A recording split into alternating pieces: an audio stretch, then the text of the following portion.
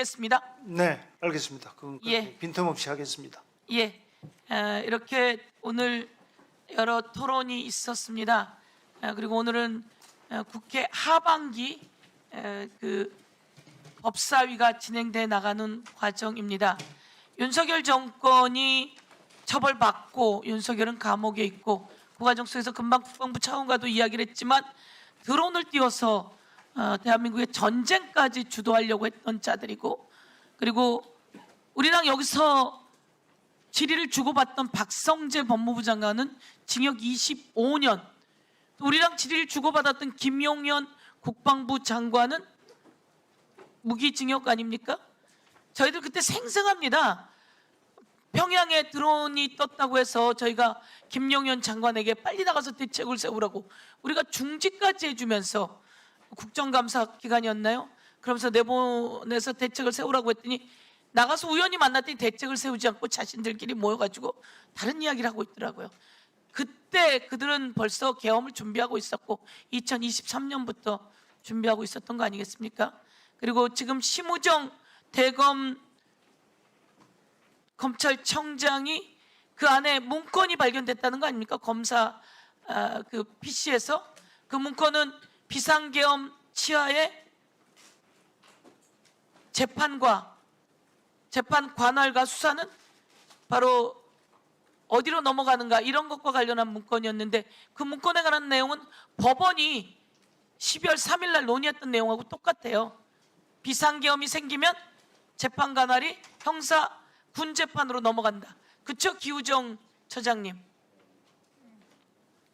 그 부분에 대해서 제가 자세히 알지 못합니다. 여기 나와서 그 천대엽 법원행정처장이 답변했습니다. 그날 무슨 이야기 했습니까? 라고 했더니 비상계엄이 성공하면 우리 재판 관할은 군 재판으로 넘어가는 것에 대해서 논의했습니다. 라고 이 자리에 와서 이야기했었거든요. 그것과 대검의 심우정 검찰총장 산하 컴퓨터에서 나온 문건이 똑같은 내용이거든요. 저는 이로부터 자유롭지 못하다고 생각하고, 종합특검이 잘 더 수사해 줄 것을 오늘 이 자리를 빌어서 말씀드립니다. 더 이상 토론하실 의원님 안 계시면 토론을 종결하도록 하겠습니다. 그러면 하반기 국회 법사위가 시작되었는데 저희들은 이제 업무 보고도 진행해 나갈 것이고 금요일부터 소위를 진행해 나가게 될 것입니다. 우리 그 장관님들께서 하반기 가고 간단히 한 말씀씩 하고 정리를 하고자 합니다. 오동훈 처장님.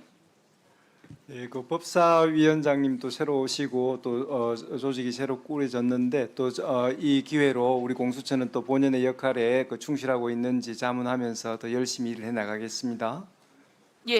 기우종 처장님. 위원장님 말씀드릴 기회를 주셔서 감사합니다. 충실한 법안 심리가 될 수 있도록 저희 행정처에서 할 수 있는 걸 다 하도록 하겠습니다. 감사합니다. 감사원장님 하셔야 될 일이 이번에 많으신 것 같습니다. 선관위 관련해서도. 김호철 감사 원장님. 제가 12월에 감사원장 취임 이후에 국민이 신뢰하는 감사, 바로 서는 감사원으로 거듭난다는 각오를 말씀드렸고요.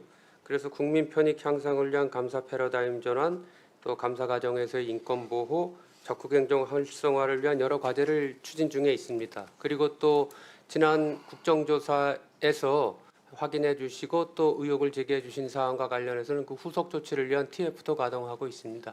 이런 여러 가지 저희들에게 부여된 과제들을 성실히 수행해서 국민들로부터 신뢰받는 감사원 되도록 하겠습니다.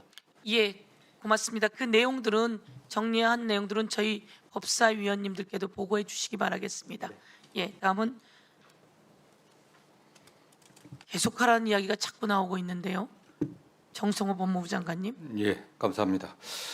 국민의 기본적 인권을 최대한 보장하고 국가의 법 질서와 또 헌법을 최대한 존중해야 될 저희 법무부가 제 전임자가 법정 구속되는 그 참담한 상황이 이렇습니다. 이게 남의 일로 생각하지 않고 정말 깊이 저희 법무부는 반성하면서 국민의 인권을 최대한 존중하면서 계엄으로 인한 국가적 혼란 상태가 빠른 시일 내에 극복될 수 있도록 최대한 협조하고 노력하겠습니다. 처절한 반성과 국민의 인권 보호하겠다는 사명을 다시 저희들이 다지면서 더 분발하도록 하겠습니다. 손인혁 헌법재판소 사무처장님. 네. 존경하는 위원장님과 여러 위원님들의 헌법재판소에 대한 관심과 애정 그리고 소중한 의견들을 적극적으로 반영해서 헌법재판소를 잘 운영하도록 하겠습니다. 감사합니다. 예, 이두희 국방부 차관님. 예, 존경하는 위원장님과 위원님 여러분들께서 잘 지도해 주시는 대로 저희 국방부는 완전한 내란 척결 그리고 산적한 개혁 과제들이 있습니다. 사관학교 교육 개혁 문제, 방첩사를 비롯한 군 정보기관의 개혁 문제, 전작권 회복 문제, 그리고 처우 개선 등 떨어진 일선 하급 간부들의 사기를 진작해야 되는 문제, AI 드론 등 시대에 맞는 첨단 국방으로 전환해야 되는 문제 등 산적한 개혁 과제들이 앞에 놓여 있습니다. 그 가운데 예산적 뒷받침도 있지만 법적인 뒷받침도 많이 필요한 부분이 있습니다. 법사위원장님과 위원님 여러분들의 적극적인 성원과 지원을 부탁드리겠습니다. 감사합니다. 예, 수고하셨습니다.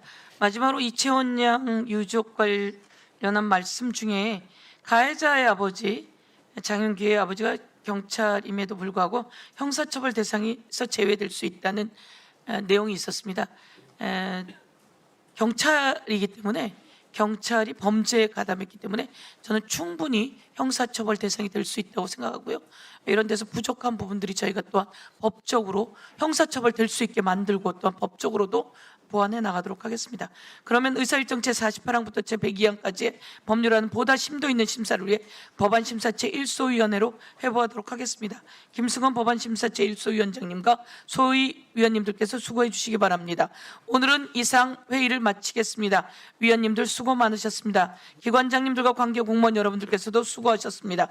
보좌진 수석전문위원을 비롯한 위원회 직원, 경위, 속기사 및 언론인 여러분 감사합니다. 산회를 선포합니다.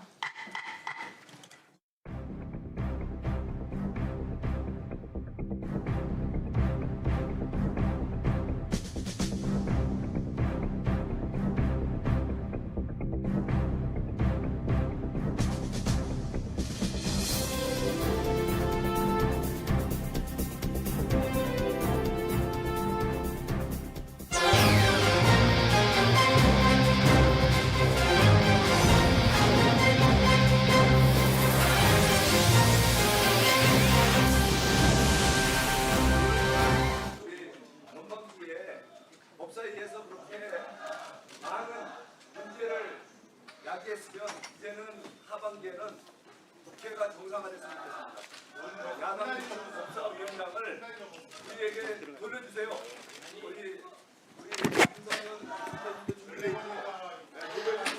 의석을 정돈해 주시기 바랍니다. 의석을 정돈해 주시기 바랍니다. 성원이 되었으므로 제437회 국회 임시회 제1차 법제사법위원회의를 개회하겠습니다. 보고사항은 노트북에 게재된 자료를 참고해 주시기 바랍니다. 예, 저희가 오늘 최소한의 일정들을 해놓도록 하겠습니다. 그리고 오늘 저희가 각 상임위에서 통과된 소중한 민생 법안들을 상정에 통과시켜야 하는 차례이나 원내대표단의 요청이 있었습니다. 국민의힘에서 내일 의총을 하고 또 국회에 들어올 수 있는 조건이 될 수 있도록 잠시 그 타상임법 의결 연기를 요청하셨습니다. 저희들은 하루 1시가 급하다라고 판단하고 꼭 통과시켜야 하나 원내대표단이 국민의힘에게 약간의 들어와서 같이 하자는 요청을 하는 관계로 오늘은 타상임법 상정 및 의결은 연기하기로 했습니다. 국민의힘에서는 오셔서 같이 상임위를 함께 진행해 주실 것을 요청드리며 오늘 이 내용을 뺀 오늘 진행을 해 나가도록 할 예정입니다. 다시 한번 말씀드리면 오늘 의사 일정 제4항부터 제47항까지 타상임위법 44건에 대한 심사가 예정되어 있었으나 더불어민주당 원내대표단의 요청으로 국민의힘의 조속한 원내 복귀를 촉구하면서 오늘 회의에서는 상정하지 않고 또 의결하지 않고 추후 다시 의사 일정을 작성하여 심사하도록 하겠습니다. 아, 그렇습니까? 예. 위원님들께서는 양해해 주시기 바랍니다. 그러면 국민의힘에서 들어오셨으니까 마저 타상임위법도 상정해서 할까요? 자, 회의 진행을 방해하면 국회법에 따라 조치를 취할 수밖에 없다는 말씀을 드리면서요.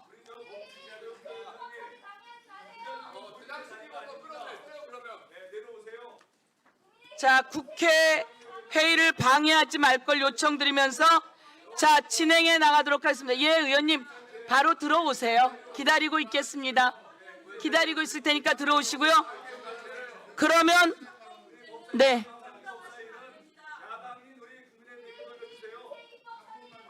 예, 그러면 우리 김기표 의원님 의사 진행 발언 드리겠습니다. 예, 발언하십시오. 예, 부천시 국회의원 김기표입니다. 아니 저기 국민의힘 법사위원님들 들어와셨으면은 빨리 자리에 앉으십시오. 자리에 앉으셔서 회의를 진행하도록 하죠. 사임계를 내셨어도 의장님께서 수리를 안 했기 때문에 아직 법사위원님이시거든요. 그러니까 빨리 자리에 앉으시고, 그럼 자리에 앉으시면 우리가 애초에 여러 가지 상황 고려해서 안 하기로 했던 타입법 심사 통과도 가능할 것 같습니다. 그렇지 않으면 그렇게 회의 방해하지 마시고 나가시기 바랍니다. 지금 잠시만요. 제가 발언하고 있습니다. 송 김기표 의원님 그냥 말씀하십시오. 예. 우선 국민의힘에서는 법사위원장직을 내놓으라고 하면서 지금 현재 국회 의사 일정을 보이콧하고 국회에 들어오고 있지 않습니다. 지난 문재인 정부에 대해서 혹자들은 무능했다고 얘기하는 사람들이 있습니다. 여러 가지 사정이 있었겠지만 거기에 가장 큰 원인은 그때 당시 국민의힘 측에서 법사위원장 자리를 가지고 있으면서 입법을 통과시켜주지 않은 면이 굉장히 컸습니다. 지금 현대 우리나라는 대통령제 국가긴 하지만 입법권은 여전히 국회에 독립적으로 있는 것이고, 국회에서 입법을 하지 않으면 대통령이 아무리 좋은 정책을 내놓는다고 해도 정책을 펼 수가 없는 상황입니다. 문재인 정부 때 국회에서 사사건건 발목을 잡아서 정부가 단 한치도 한 발짝도 나갈 수 없었던 그런 과거를 갖고 있으면서 국민의힘에서는 이제 이재명 정부에서조차도 개혁된 입법을 가로막고 국가가 발전하는 것을 가로막으려 하고 있습니다. 심지어 국민의힘은 법사위원장을 논할 것이 아니고 여야가 합의된 법안에 대해서까지 무제한 필리버스터를 진행하고 그런 모습을 보여줬습니다. 또한 야당이 상임위원장으로 있던 전반기 국회에서는 개혁 입법, 필요한 입법들이 전혀 통과되지 않고 있는 그런 상황들이 많이 있었습니다. 그런 국민의힘이 과연 법사위원장직을 내놓으라고 하는 이유가 뭐겠습니까? 모든 상임위원회를 가로막겠다는 것 아닙니까? 각 상임위원회에서 통과된다 하더라도 법사위의 마지막 관문을 막아서서 이재명 정부가 하려고 하는 민생 입법, 이재명 정부가 나가려고 하고 있는 선진국이 되기 위한 여러 가지 산업 관련 입법, 이것을 가로막으려고 하는 것 아닙니까? 만약에 불만이 있으면 법사위원회 각 상임위원회 와서 얘기를 하십시오. 그렇게 복도에서 피켓 들고 갈 것이 아니고 상임위원회 자리에 앉으셔가지고 마이크를 대고 얘기를 하세요. 법사위원장직은 여러분들이 이재명 정부의 발목을 잡는 그런 상임위원회가 아닙니다. 법사위원은. 그래서 법사위원장직을 가지고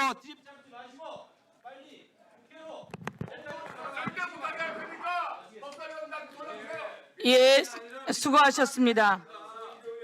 대한민국 국민 여러분, 국회가 5월 29일 날 전반기가 끝나고 6월 30일 국회가 다시 시작되었습니다. 한 달 동안 국회가 멈춰 서 있었습니다. 국민은 국회가 대한민국의 경제 발전을 위해 빨리 입법 활동으로 뒷받침할 걸 바라고 있습니다.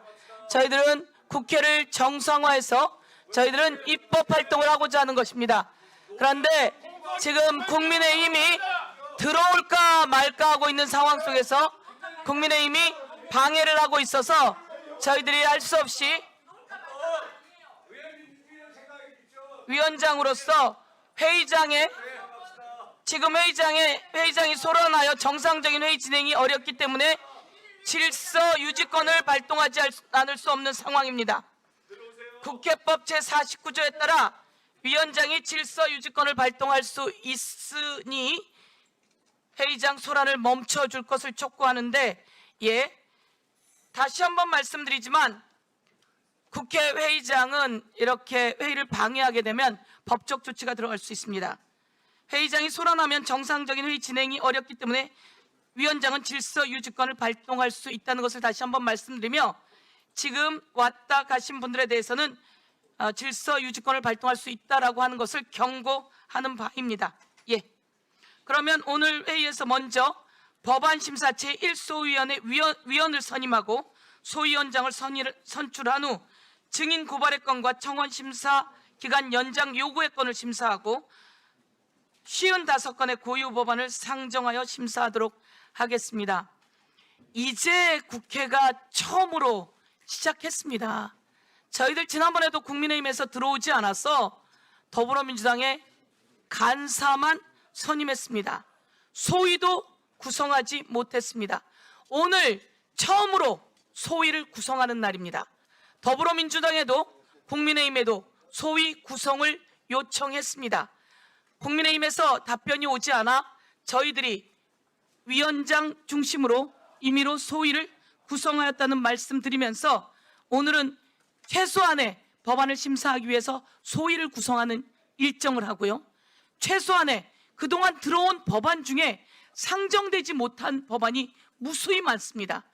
오늘은 상정이라도 하자라는 의미에서 상정하는 겁니다. 그리고 각 상임위에서 이미 의결되어 들어온 법이 100건 정도 있습니다. 에너지를 위한 법, 그리고 3대 메가 프로젝트를 지원하기 위한 법, 소상공인들의 생명을 위한 법, 그리고 아동과 소년들, 그리고 청소년과 청년들을 위한 법들이 우리의 의결을 기다리고 있습니다. 이미 합의된 법안을 이 법사위에서 상정해 통과시키려고 하는 날입니다. 어느 것도 독주를 하거나 이런 내용이 없는 날입니다. 그럼에도 불구하고 원내에서 의결을 보류해달라, 연기해달라 요청해서 오늘은 연기합니다. 바로 국민의힘이 의원총회를 통해서 국회로 들어오실 것을 요구하며, 그렇지 않든 그렇든 저희는 다음부터는 타상임의 법안까지 모두 다 상정에 의결하겠습니다. 오늘은 고유법안을 상정 심사할 것입니다. 오늘 상정하는 고유법안 대부분이 국회법 제59조의 2에 따라 위원회에서 해부된 법안이며 일정 기간이 지나면 자동 상정된다는 취지를 고려하여 2025년 5월부터 7월까지 1년 전입니다. 우리 위원회 해부된 법안 중 미쟁점 법안을 중심으로 선별한 것이며, 그중 급한 법안들을 또한 상정하게 되는 것입니다. 그러면 의사일정에 들어가도록 하겠습니다. 의사일정 제1항 법안심사 제1소위원회 위원 선임 및 소위원장 선출의 건을 상정하겠습니다. 앞서 위원장은 각 교섭단체 간사 및 위원들께 7월 6일 오후 6시까지 법안 1소위 위원 명단을 제출해주고 기한까지 명단을 제출하지 않을 경우 국회법에 따라 위원장이 소위원을 선임할 수 있음을 말씀드린 바 있습니다. 더불어민주당 김승원 간사께서는 5명의 소위원 명단을 제출하셨습니다. 그러나 국민의힘에서는 아직까지 명단을 제출하지 않으셨습니다. 이에 위원장은 우리 위원회에 해부된 법안의 조속한 심사를 위해 국회법 제48조 제1항 및 제57조 제8항에 따라 배부해드린 자료와 같이 소위 위원 선임안을 마련할 수밖에 없었다는 말씀 드립니다. 그러면 배부해드린 자료와 같이 더불어민주당 김승원, 김남희, 김용민, 김한규, 박균태 위원 등 5명, 국민의힘에서는 곽규택, 나경원, 조배숙 위원 등 3명, 비교섭단체에서는 박은정 위원 이상의 9명의 위원님을 법안 1소위 위원으로 선임하고 국회법 제57조 제3항에 따라 더불어민주당 김승원 위원님을 법안심사체 1소위원장으로 선출하고자 하는데 이의가 없으십니까? 이의가 없으므로 가결되었음을 선포합니다. 법안 1소위원장으로 선출되신 김승원 위원님 진심으로 축하드립니다. 인사 말씀과 각오 부탁드리겠습니다. 네, 우선 막중한 책임을 맡겨주신 서영교 위원장님과 또 법사위원들에게 감사 말씀드립니다. 오늘 국민의힘의 행태를 보면 역시 일 안 하는 야당, 발목 잡는 야당의 모습을 여실히 보여주고 있다라고 생각합니다. 식물국회도 모자라서 법사위를 볼모로 삼아 이재명 정부의 국민을 위한 입법과 정책을 방해하려는 의도가 있지 않은가 이렇게 의심할 수밖에 없습니다. 두 번째는 국민의힘 자체 내에 있는 계파 갈등, 지금 징계로 인한 시끄러운 그런 일들이 있는데 이것을 또 눈을 돌리기 위한 그런 계략도 있지 않은가라고 하는 의구심을 지울 수 없습니다. 민주당은 지금까지 아마 수십 차례 원구성을 위한 협상을 해왔고 또 국민의힘의 어떤 태만과 그리고 거부로 인해서 한 달 동안 국회가 멈춰 있었던 것도 사실입니다. 더 이상 기다릴 수 없기 때문에 서영교 위원장님과 우리 법사위원들이 오늘 회의를 진행할 수밖에 없었고 국민에게 꼭 필요한 민생 법안과 또 정의로운 형사 사법 체계를 만드는 그런 것에 같이 매진을 할 수 있도록 하겠습니다. 일하는 국회의 모습을 국민 여러분께 꼭 보여드리도록 하겠습니다. 고맙습니다. 예, 감사합니다. 김승원 소위원장님 수고 부탁드리겠습니다. 많은 법안이 밀려 있어서 국민들께 말씀드립니다.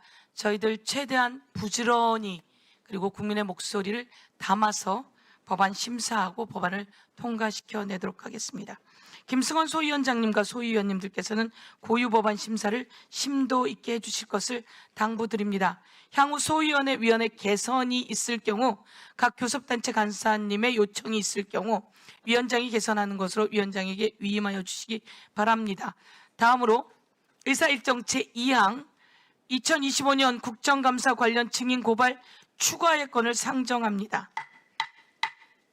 이 안건은 국회에서의 증언 감정 등에 관한 법률 제14조 및 제15조에 따라 2025년 10월 16일 법사위 국정감사에 출석한 김태형 증인의 위증에 대하여 고발하고자 하는 것입니다. 자세한 내용은 배부해드린 자료를 참고해 주시기 바랍니다. 김태형 증인이라고 윤석열, 김건희 관저, 증축 등 관련해서 당시에 나와서 위증을 한 사안입니다. 이와 관련해서 저희들이 고발해야 하는 필요성이 요청이 와 이에 대해서 고발하고자 하는 내용입니다. 이 안건에 대해 의견 있으신 분 계십니까? 예, 의견 있으시면 토론하실 수 있습니다. 그러면 의견이 없으시면 그냥 가는 거죠. 예, 의견이 없으시면 의결하도록 하겠습니다. 그러면 의사일정 제2항 2025년도 국정감사 관련 증인 고발 추가의 건을 배부해드린 자료와 같이 의결하고자 하는데 이의 없으십니까? 예, 이의가 없으므로 가결되었음을 선포합니다. 고발장의 작성 등 후속 절차에 대해서는 위원장에게 위임해 주십시오. 청원 심사 기간 연장 요구의 건입니다. 다음으로 의사일정 제3항 청원 심사 기간 연장 요구의 건을 상정합니다.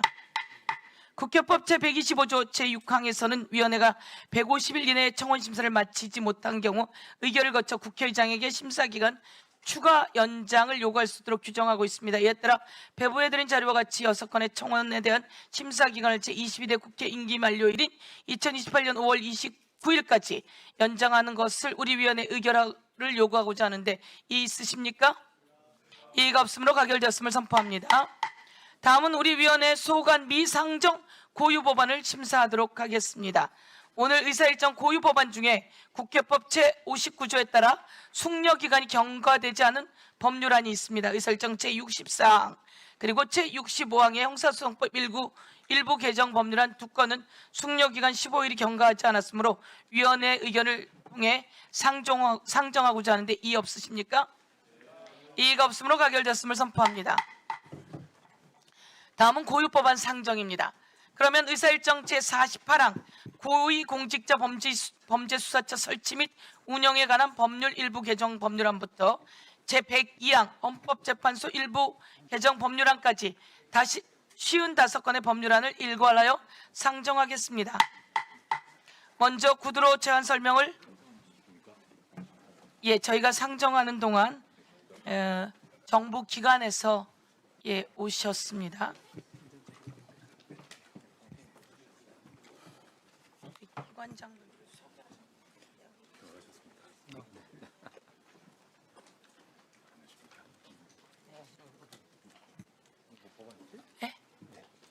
먼저 구두로 제안 설명을 신청하신 의원님의 제안 설명을 듣도록 하겠으며 저희가 중간 진행 과정 속에서 정부 기관의 장관님들에 대해서는 뒤에 소개하도록 하겠습니다. 먼저 구두로 제안 설명을 신청하신 의원님의 제안 설명을 듣도록 하겠습니다. 김용민 의원님 나오셔서 의사일정 제64항 형사소송법 일부 개정 법률안에 대해 제안 설명해 주시기 바랍니다.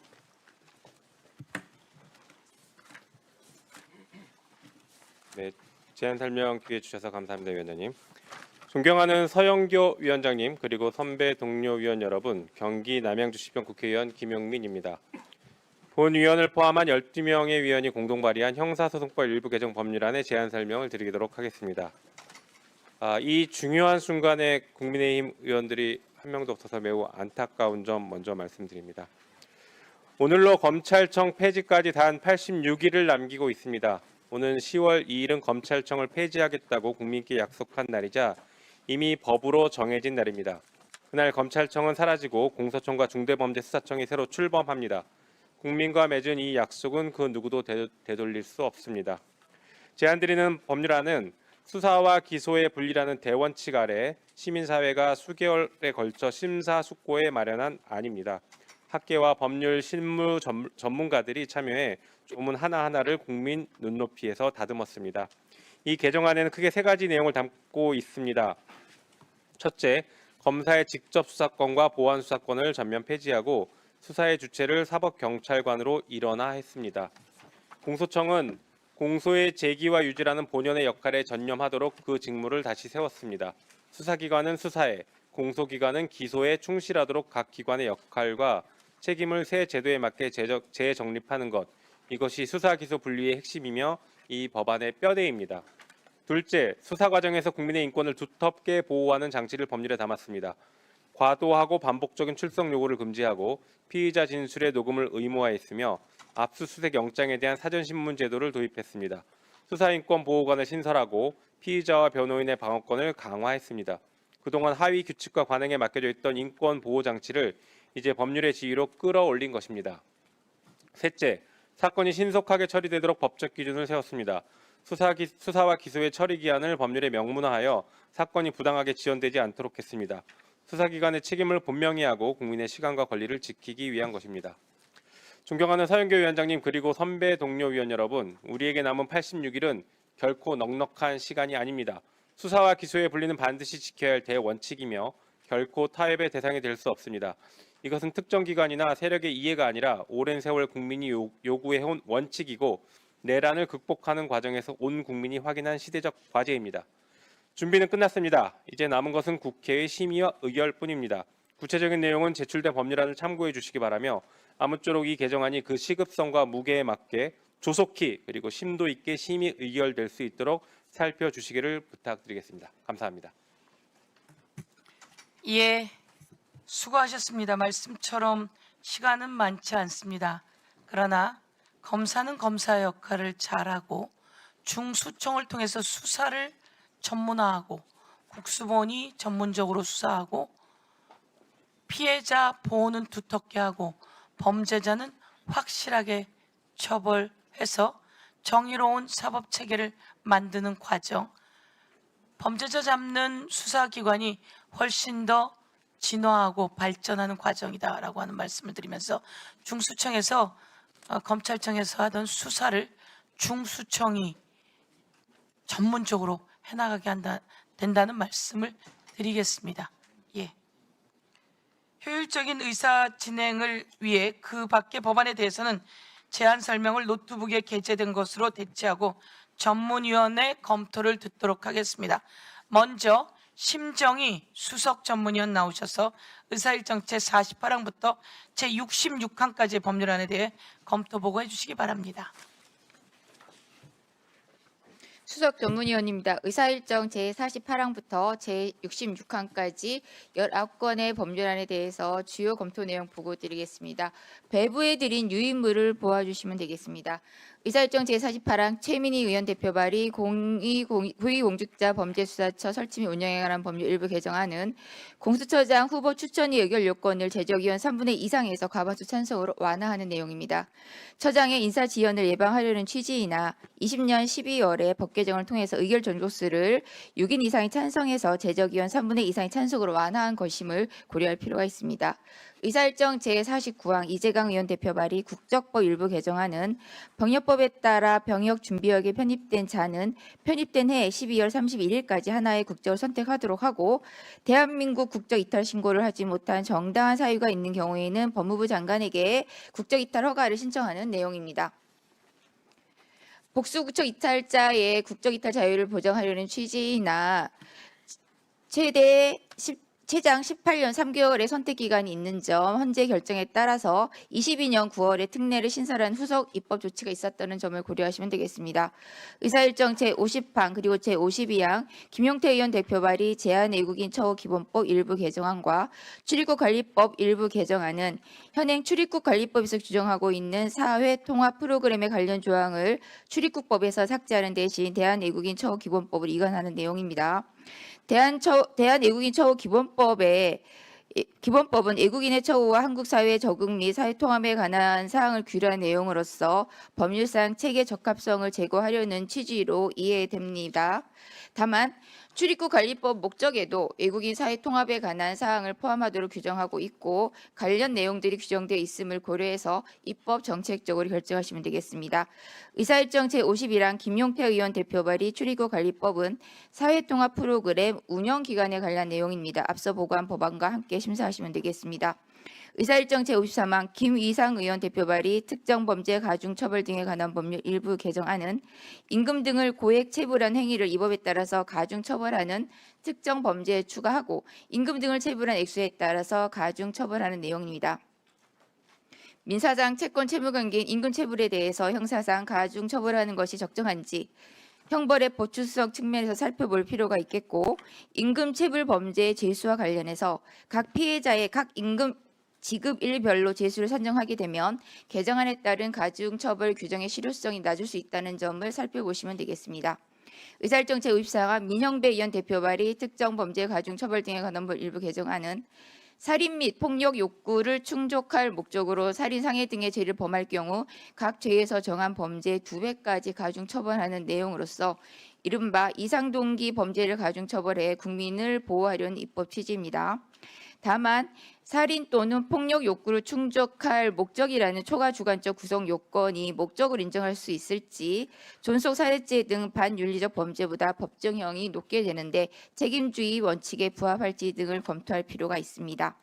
의사일정 제55항 이병진 의원 대표 발의 특정 중대범죄 피의자 등 신상정보 공개에 관한 법률 일부 개정안은 피의자 등 신상정보 공개 대상이 되는 특정 중대범죄에 산림보호구역이나 보호수 또는 산림에 불을 지른 경우를 추가하는 내용입니다.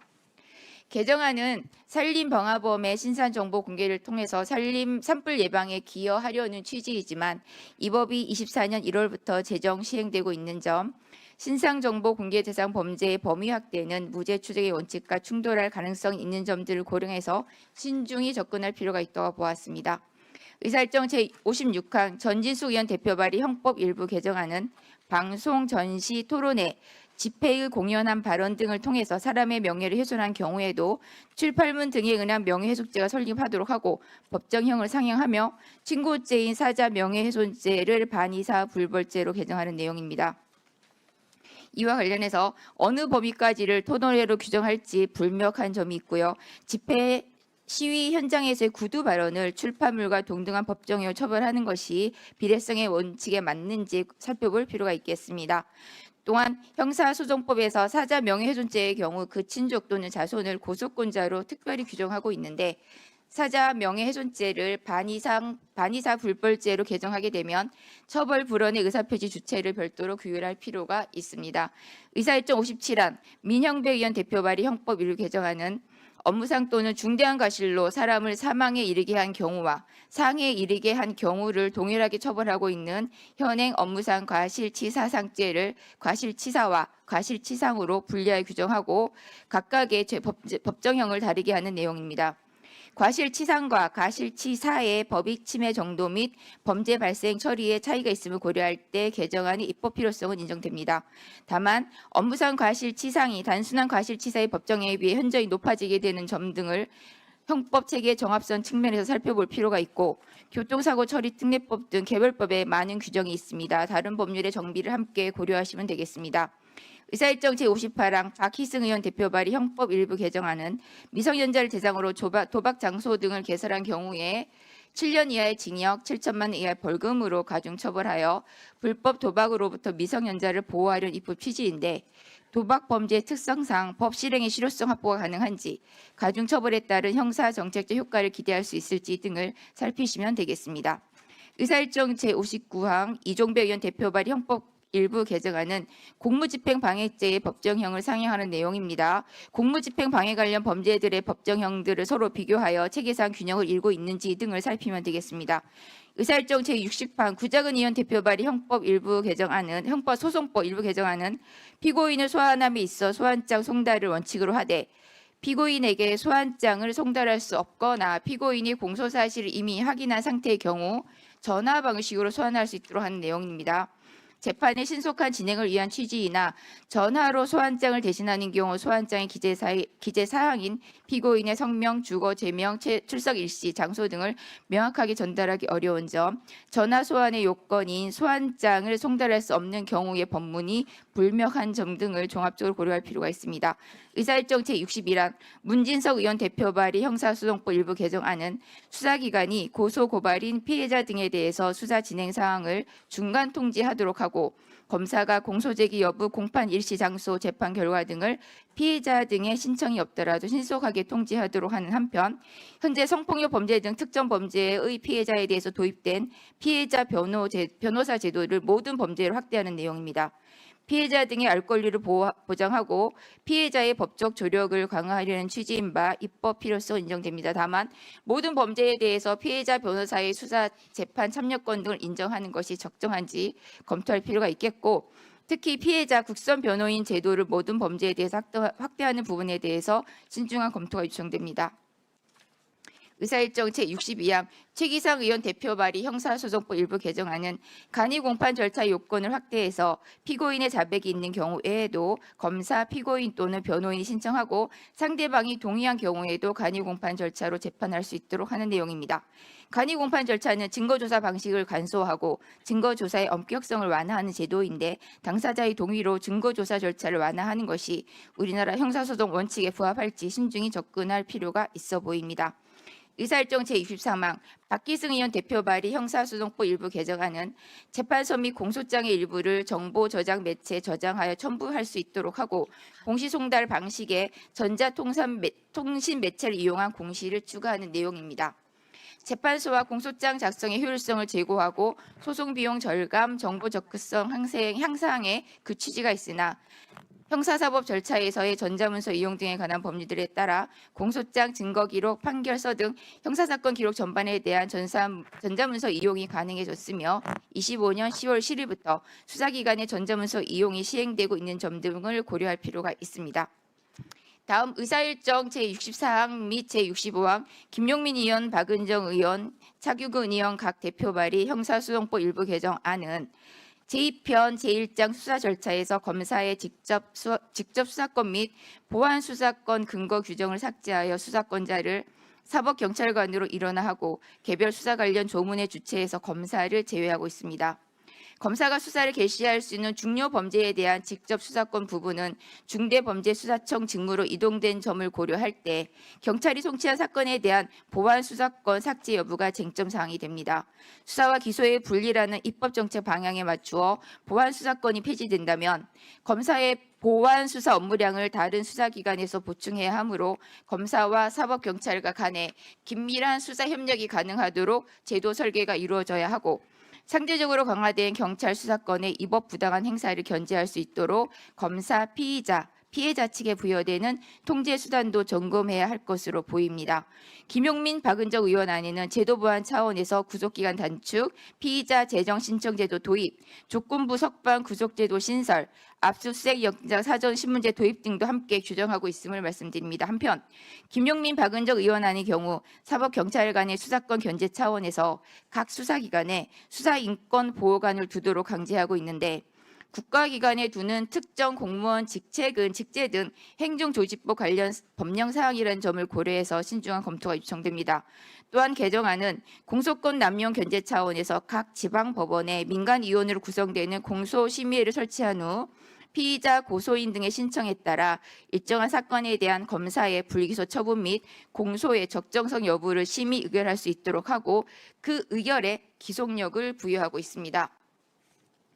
미국의 대배심과 유사한 성격이나 미국은 검사가 신청자이고 검사의 공소 제기 여부만을 결정한다는 점에서 서로 구별될 필요가 있고 법관의 재판이 아니라 민간으로 구성된 기구의 의결에 따라 검사의 공소권 행사를 강제하는 결과를 가져온다는 점에서 신중한 접근이 요청됩니다.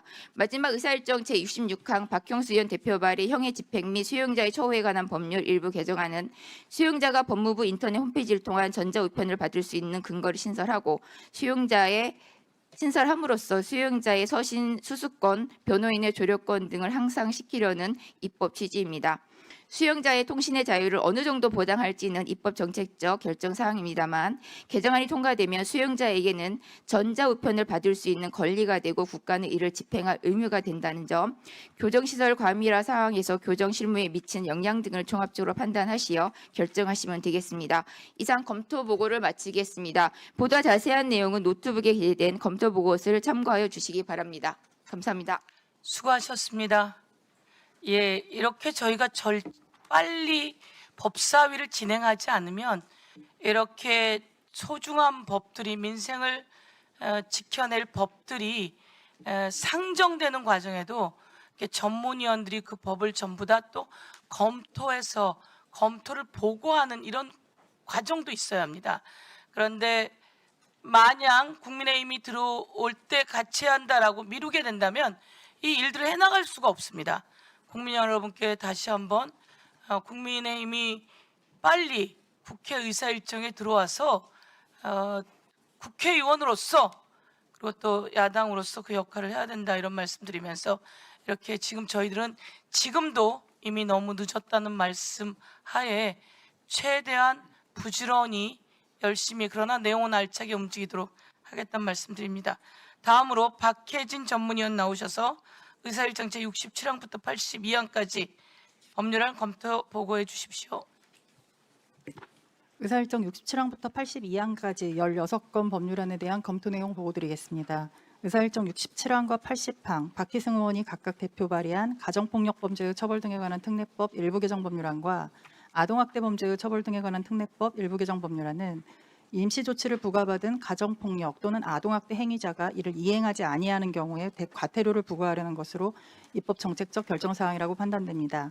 다만 아동학대 행위자의 경우에는 아동학대 처벌법 개정으로 상당위탁 위반에 대해 이미 과태료가 부과되고 있다는 점 고려할 필요가 있다고 보았습니다.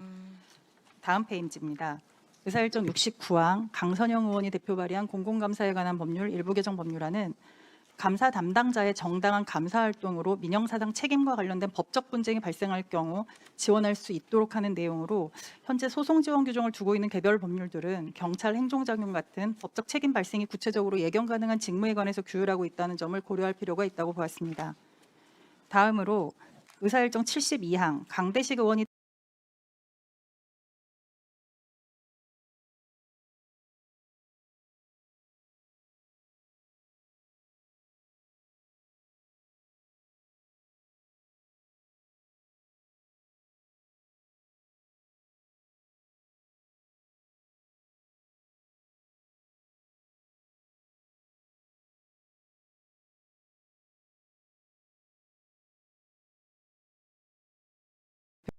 의사일정 74망 유상범 의원이 대표 발의한 사법경찰관리의 직무를 수행할 자와 그 직무 범위에 관한 법률 일부 개정 법률안은 산림청 소속 특사경의 직무 범위와 수사 관할에 특별관리 임산물에 관한 범죄 등을 추가하는 내용으로 특사경의 직무 범위 확대는 해당 단속 사무와 수사의 연계를 통한 수사의 효율성 제고, 그리고 특사경이 수사할 필요성 등을 종합적으로 고려하여 결정할 사항으로 보았습니다.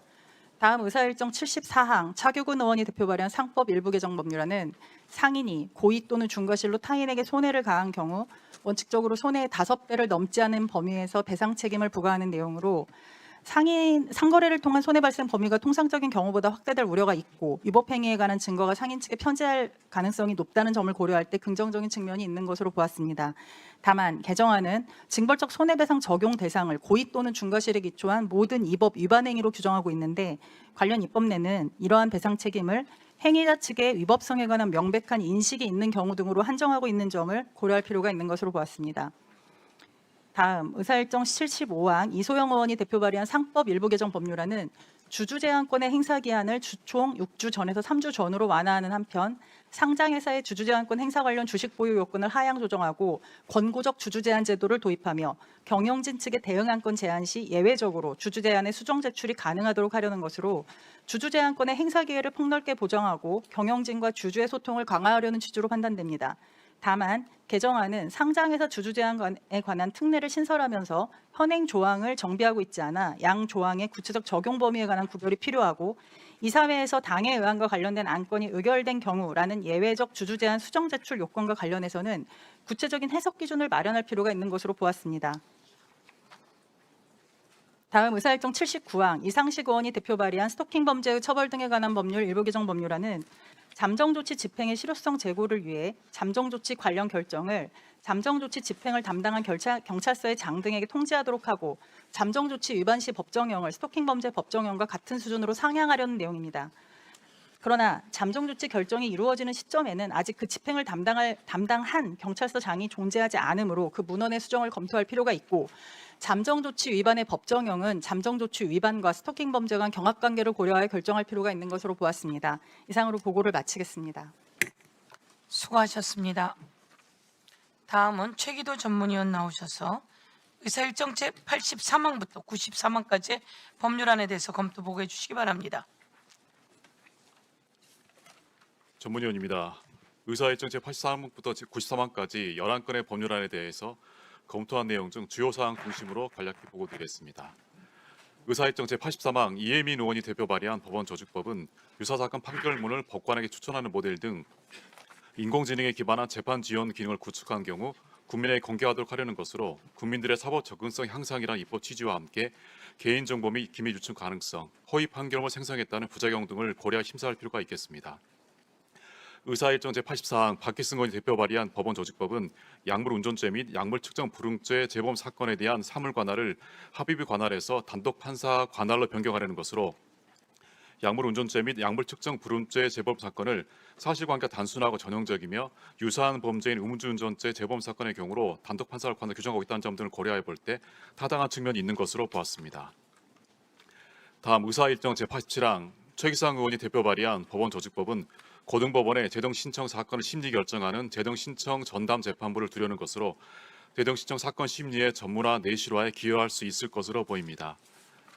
개정안의 입법 취지와 함께 법원의 자율성 존중 및 사법행정의 탄력적 대응 필요성이라는 현행법상 체계의 취지와 함께 개별 법률 규정을 통하여 전문 재판부를 의무적으로 설치해야 할 특별한 사유가 있는지 등에 대한 심사가 필요한 것으로 보았습니다.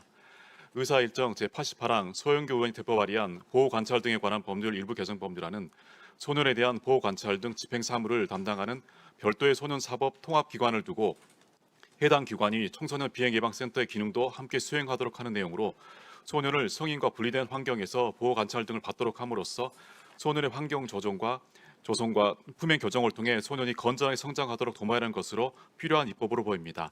개정안의 입법 취지와 함께 보호관찰 대상자인 소년과 보호관찰 대상자가 아닌 비행성이 낮은 소년들이 같은 공간을 사용함에 따라 생길 수 있는 범죄 학습 등 부작용을 방지할 필요가 있겠습니다. 그리고 소년 사법 통합기관 설치에 따른 추가 필요 인력 및 청사 확보 등에 따른 재정 소요를 고려할 필요가 있다고 봤습니다.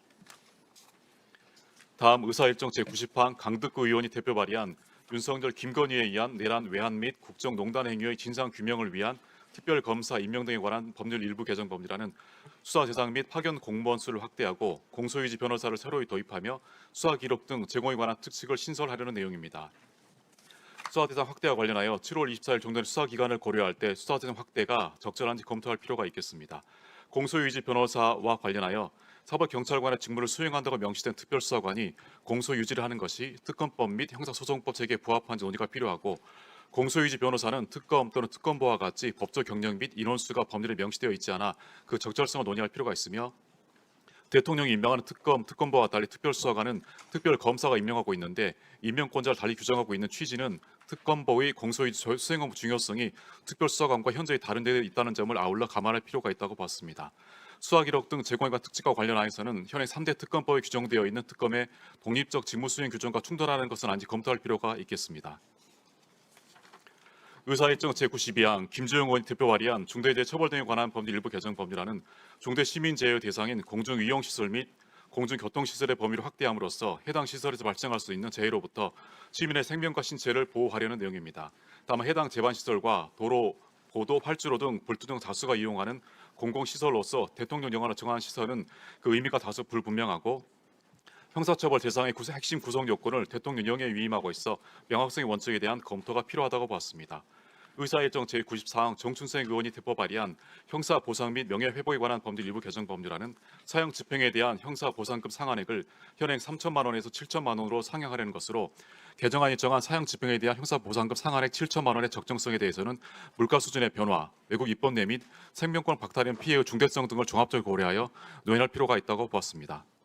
이상 검토 보고를 마치겠습니다. 예, 수고하셨습니다. 다음은 마지막입니다. 이세진 전문위원 나오셔서 94항부터 102항까지의 법률안에 대해 검토 보고해 주십시오. 지금 시간 절약을 위해서 반씩으로 줄여서 하고 있다는 거 보고 드립니다.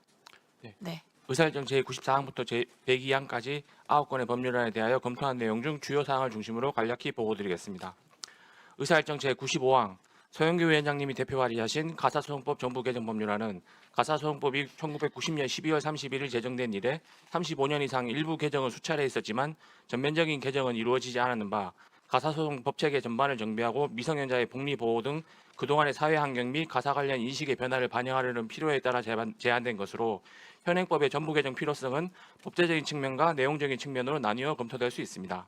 먼저 법제적인 측면과 관련하여 현행법은 가사에 관한 소송과 비속 및 조정에 대한 절차의 특례를 규정함을 목적으로 하는 바 현행법에 특별한 규정이 있는 경우를 제외하고는 가사소송 절차에 관하여는 민사소송법을, 가상 비송 절차에 관하여는 비송사건 절차법을 준용하도록 하고 있는데 가사 비송 사건의 경우 민사 비송 사건과 달리 가정법원이 후견적 복지적 조치를 하거나 아동의 복리를 위하여 개입하는 등 개별적 상황에 따른 특성이 있어 단순히 입법 경제적 요소만을 고려하여 준용의 방식을 취할 경우 가사 사건의 특수성을 반영하지 못할 수 있으므로 개정안과 같이 다른 절차 규정의 적용이나 준용을 최소화하고 가상 비송 사건에 관하여 직접 규정함으로써 단일한 절차법으로서의 효용을 증대시킬 필요가 있겠습니다.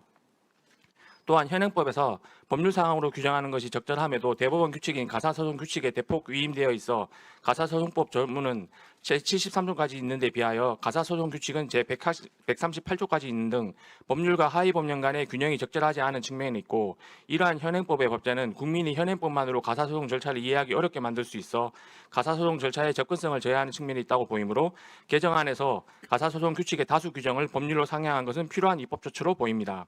다음으로 실제적 측면과 관련하여 미성년 자녀의 권리와 복리를 두텁게 보호해야 한다는 사회적 인식이 확산되었음에도 현행법은 지금의 가족 문화와 사회 현실에 충분히 부합하지 않은 측면이 있다고 보이는 바 미성년자를 위한 절차 보조인 제도를 도입하고 미성년자의 진술 청취 절차를 강화하며 미성년 자녀 인도 청구의 집행에 관한 규정을 보완하는 등 미성년 자녀의 절차적 권리를 강화하는 개정안의 내용도 필요한 입법으로 보입니다. 다음입니다.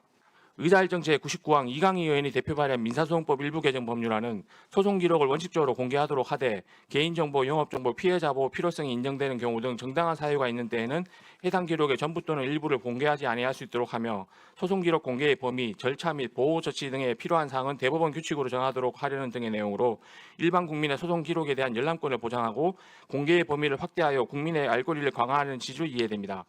다만 개정안 심사 시 소송 기록 공개에 따른 소송 관계인의 사생활 비인이나 인격권 등이 침해될 수 있는지에 대한 점과 소송 기록의 공개 범위와 비공개 사유 등이 현행법에 이미 규율되어 있다는 점에 대한 검토가 필요하다고 보입니다. 의사일정 제101항 강명구 의원이 대표 발의한 주택임대차보호법 일부 개정 법률안은 임대인의 정보 제공 의무 시점을 계약 체결 전으로 앞당기고 범위를 임차 목적물의 권리관계 및 공법상 제한 사항까지 확대하며 임대인의 의무 위반 시 임차인에게 계약 해지 해제권을 부여하는 내용입니다. 전세 사기 피해가 심각한 사회 문제로 대두되는 상황에서 정보 비대칭성을 해소하고 거래 안전을 도모하여 서민 임차인의 피해를 예방하는 데에 개정 취지가 있다고 보입니다. 다만 계약 체결 전이라는 시점이 모호하여 계약 성립이 불확실한 단계에서 과세 정보 등 민감한 개인정보 제공을 강제할 경우 임대인의 개인정보 자기결정권을 과도하게 제한할 우려가 있고 공인중개사법상 확인 설명 의무와 중복되거나 임대차 목적과 무관한 공법상 규제까지 일반 임대인에게 고지하도록 하는 것은 현실적인 한계가 있으며 계속적 계약의 임대차에 소급표를 갖는 해제권을 부여하는 것은 민법의 일반적인 계약법 원칙 및 조문체계와 배치될 소지가 있는 바 임대차에 관한 민법 규정과의 정합성을 고려하여 해지권 중심으로 자구를 정비하는 한편 계약의 안전성을 저해하지 않도록 그 해지권의 발동 요건을 손해가 발생하여 임대차 계약의 유지가 현저히 어려운 경우 등으로 구체화하는 방안에 대한 심도 있는 논의가 필요할 것으로 보입니다. 이상 보고를 마치겠습니다.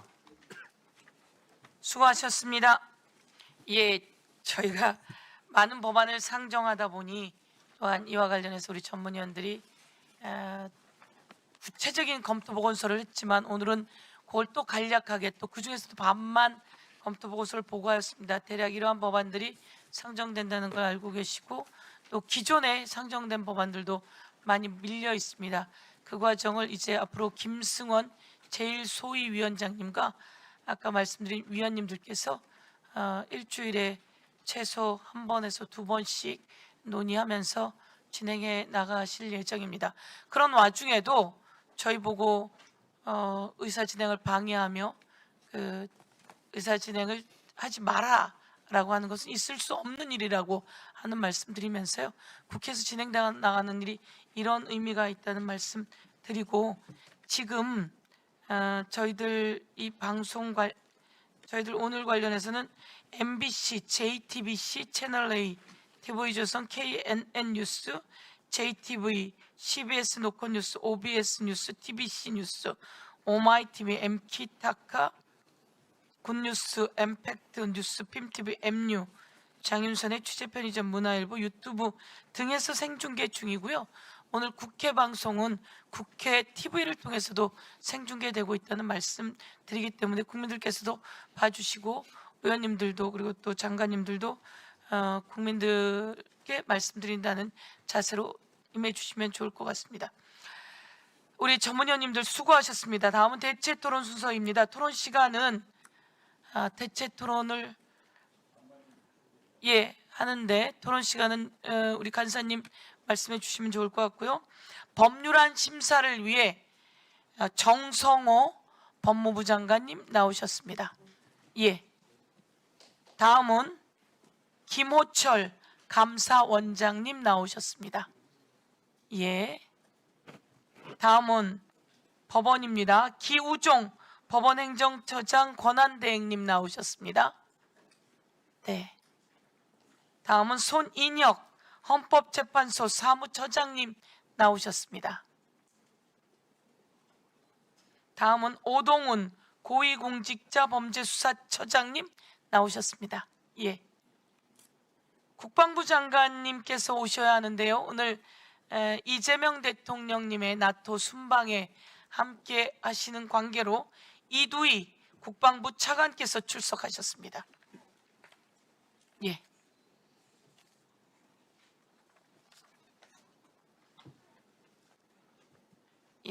우리 대체 토론은 이 법률안 또는 현안 등 관련해서 이야기하시면 좋을 것 같은데요. 5분으로 하시겠습니까? 다음은 대체 토론 순서입니다. 토론 시간은 5분으로 하겠습니다. 대체 토론하실 위원님 계십니까? 손을 안 드시면 순서대로 대체 토론해 나가는 것으로 할까요? 그러면 대체 토론하실 위원님 손 들어 주십시오. 다 하십시오.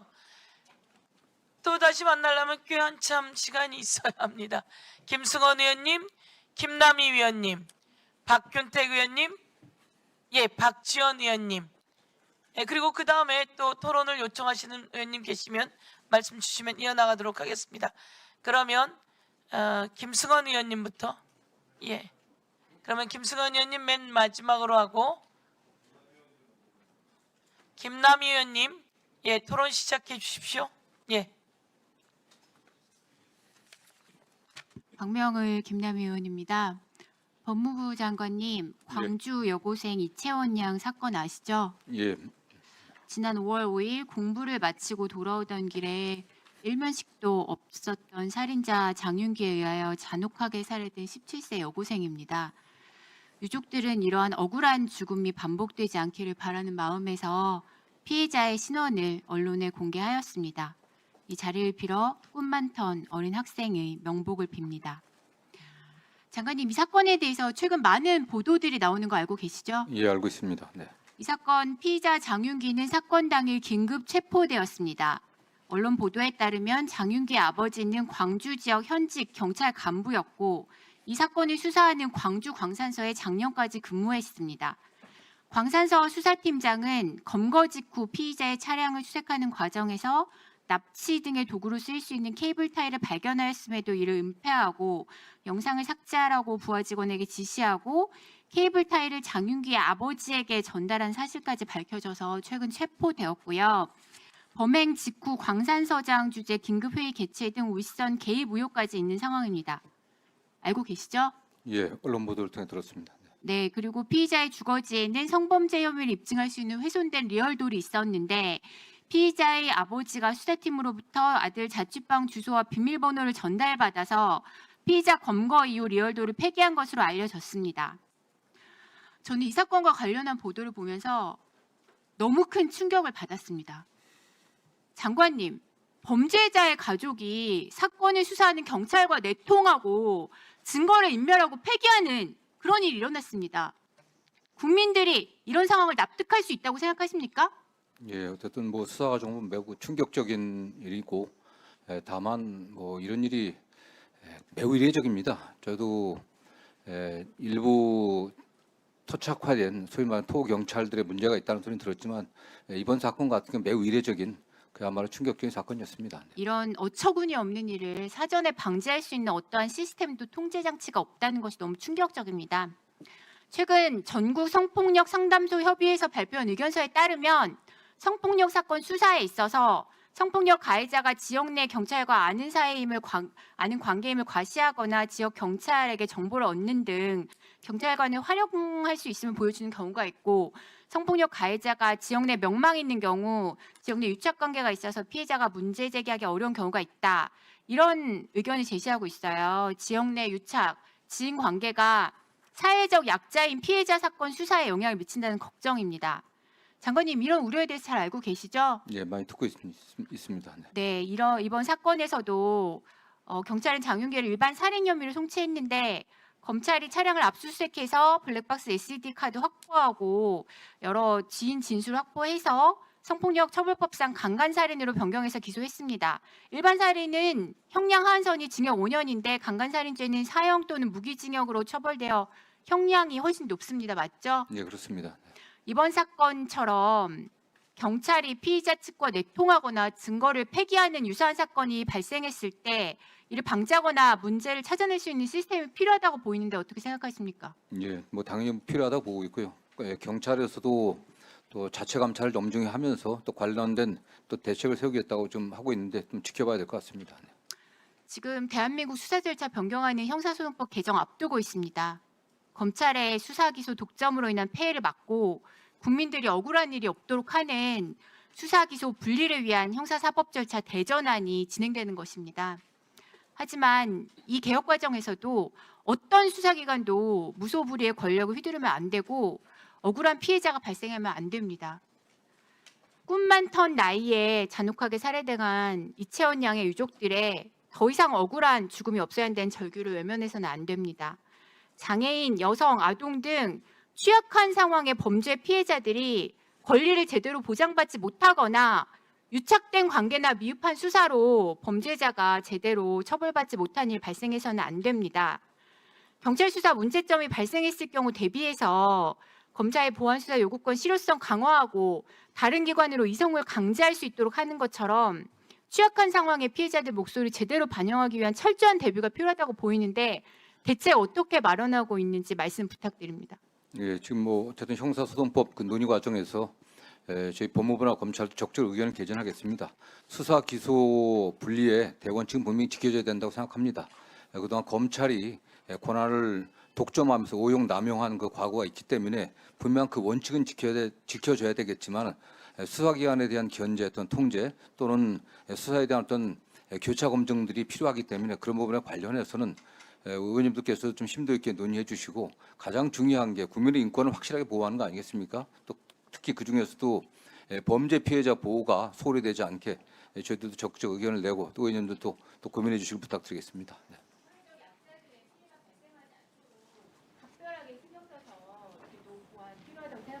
예. 예, 수고하셨습니다. 어느 수사 권력도 어떤 권력도 과도하게 그 권력을 남용해서는 안 되는 과정에서 경찰에서 일어나는 이 내용은 경찰의 부패 비리가 만천하에 드러나는 과정 속에서 억울한 피해자가 더 억울해지는 그 유족이 더 한스러워지는 상황이었는데요. 저희 국회에서 논의해 가면서 경찰들의 비리를 확실하게 인지하고 그 경찰들을 징계하고 수사관도 교체하고 그리고 제대로 된 수사를 할 수 있게 하고 검사는 이 과정 속에서 또한 철저히 수사 요구권 등 여러 가지를 잘 활용해서 수사를 제대로 범죄자를 제대로 처벌할 수 있도록 그렇게 해 나가야 될 것 같습니다.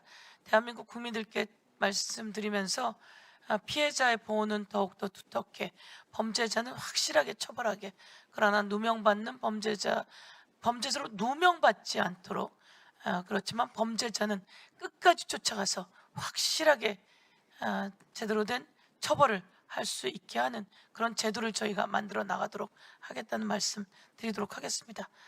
그 과정에서 오늘 출석해 주신 장관님들께서 잘 살펴주시고 조언하시고 또 실행해 주실 것을 당부드립니다.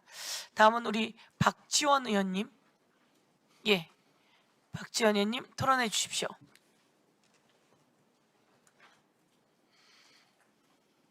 감사원장님.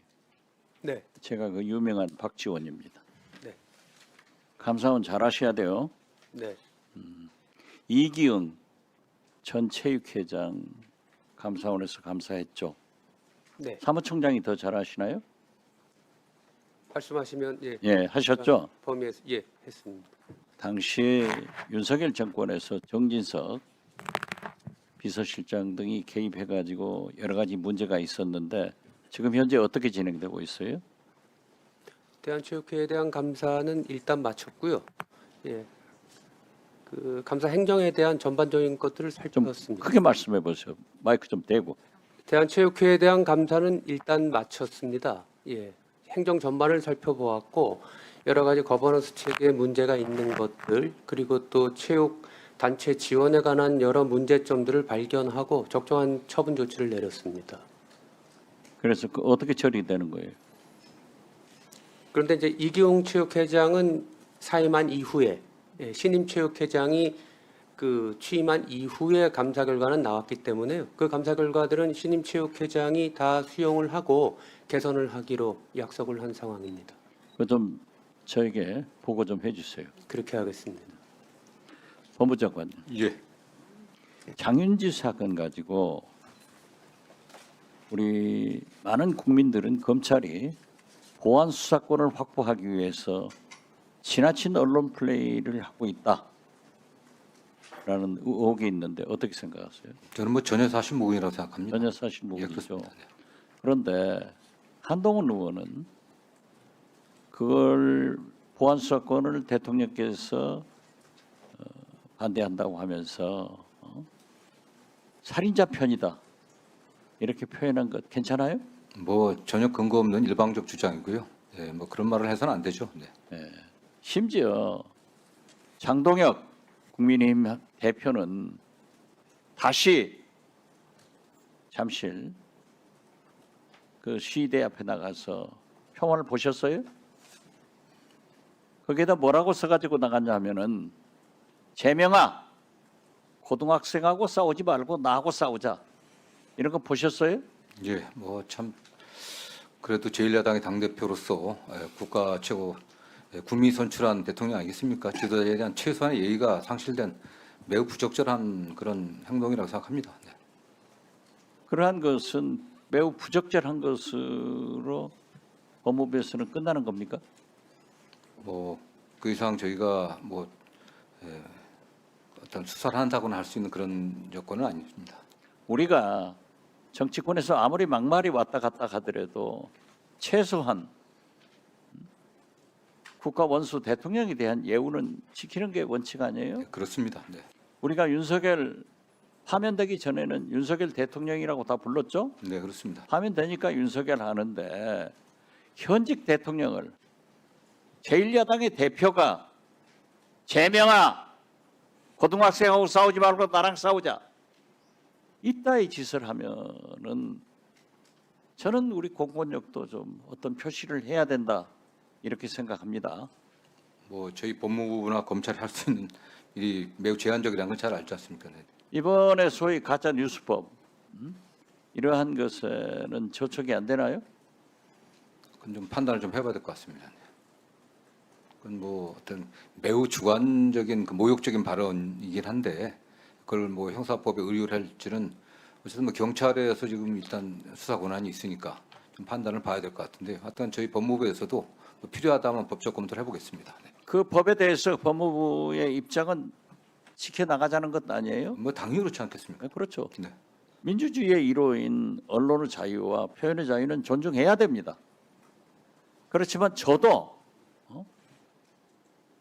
이명박 박근혜 정부에서 예비군 교육장에서 박지원이는 3대 빨갱이다. 법원 행정처장 직무대행이 나오셨지만은 호적을 고치려면은 사법부의 판단을 받아서 사법부에서 고쳐져야 돼요. 저희 할아버지가 평범한 농부에 불과한데 조선정판사 입회 사건의 박낙종으로 알려지고 또 그분은 제가 보니까는 경남 사천 분이에요. 그런데 제가 출세해서 호적을 예, 3분 더 드리세요. 호적을 선언원도 친도로 바꿨다. 그래서 조선정판사 박낙종 사장의 손자다. 첫째가 그거예요. 두 번째는 저희 선친이 독립지사예요.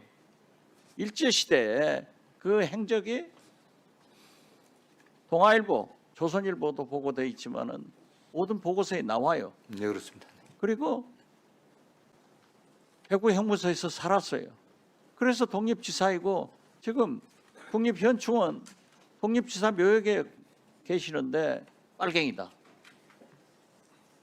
세 번째, 박지원이 빨갱이다. 저는 좀 오해가 받을 거예요. 2000년 6.15 남북정상회담 특사를 했고 북한을 많이 왕래했으니까.